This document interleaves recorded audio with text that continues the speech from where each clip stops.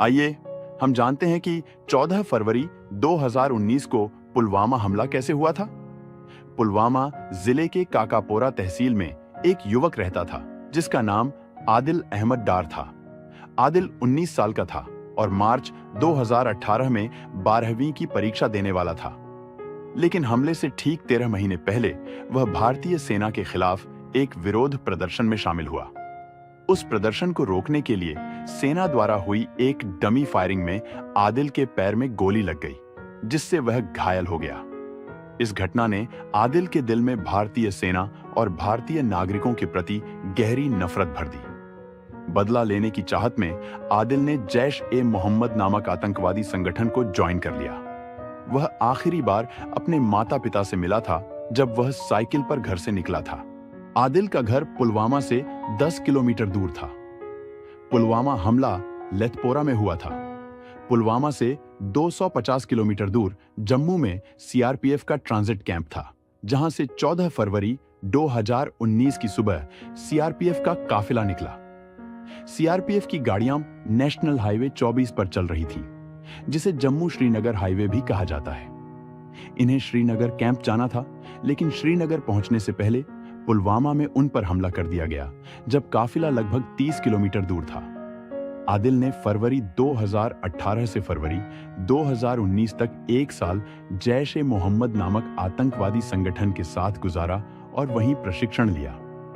इस प्रशिक्षण का मुख्य उद्देश्य नए युवाओं का दिमाग धोकर उन्हें यह यकीन दिलाना था कि अगर वे अपने धर्म के लिए मरेंगे तो अल्लाह उन्हें जन्नत देगा और जन्नत में हूरों जैसी पत्नियों के साथ रहने का आनंद मिलेगा।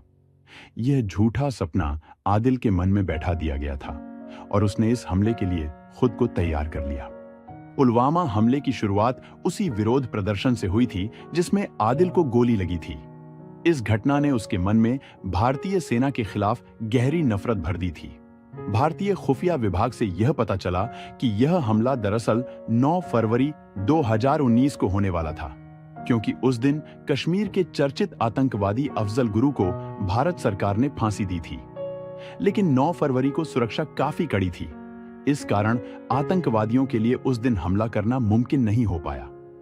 14 फरवरी 2019 को कई भारतीय सेना के बेस एक साथ काफिले के रूप में चल रहे थे। 9 फरवरी को हमला न होने का एक बड़ा कारण यह भी था कि उस दिन भारी बर्फबारी हो रही थी और जम्मू श्रीनगर के बीच काफिला नहीं चल पाया था।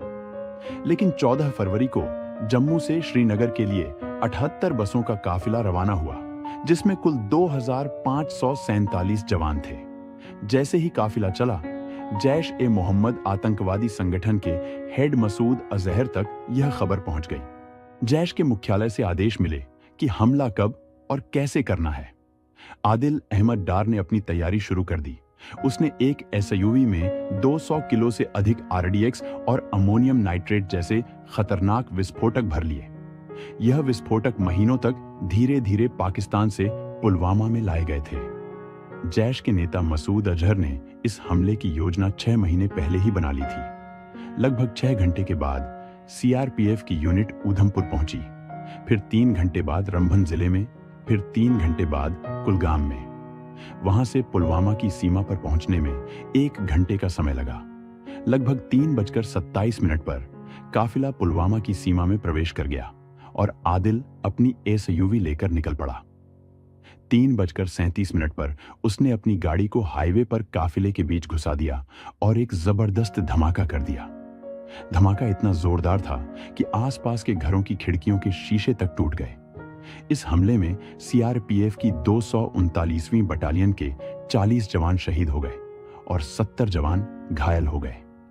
इस घटना की सबसे बड़ी गलती यह थी कि 2003 से पहले जब सीआरपीएफ का काफिला निकलता था तो सड़कों को आम जनता के लिए बंद कर दिया जाता था। लेकिन 2003 में यह नियम बदल दिया गया और आम वाहनों को काफिले के साथ चलने की अनुमति दे दी गई थी। इस हमले के बाद पूरे देश में गहरा शोक और गुस्सा फैल गया। लोग सड़कों पर उतर आए और आतंकवाद के खिलाफ कड़ी कार्रवाई की मांग करने लगे। भारतीय सरकार ने तत्काल प्रभाव से इस हमले की निंदा की और इसे एक आतंकी हमला घोषित किया। भारत ने पाकिस्तान पर आरोप लगाया कि यह हमला पाकिस्तान समर्थित आतंकी संगठनों द्वारा प्रायोजित किया गया। इस हमले की सफलता में सुरक्षा एजेंसियों की भी बड़ी गलती थी, जिस वजह से 200 किलो आरडीएक्स काफिले तक पहुंच सका। लेकिन असली गलती आदिल अहमद डार की थी, जिसने आत्मघाती हमलावर बनकर अपनी जान देने का फैसला किया। अगर वह एक बार यह सोचता कि अगर आत्मघाती हमलावर बनकर जान देने से जन्नत मिल जाती, तो मसूद अजहर जैसे आतंकी जो दूसरों को मरने के लिए भेजते हैं, अब तक खुद की जान देकर जन्नत क्यों नहीं गए? यह घटना आतंकवाद के खिलाफ एक कड़वा सबक था, जिसने दिखाया कि कैसे नफरत निर्दोष लोगों की जिंदगियों को निगल जाती है।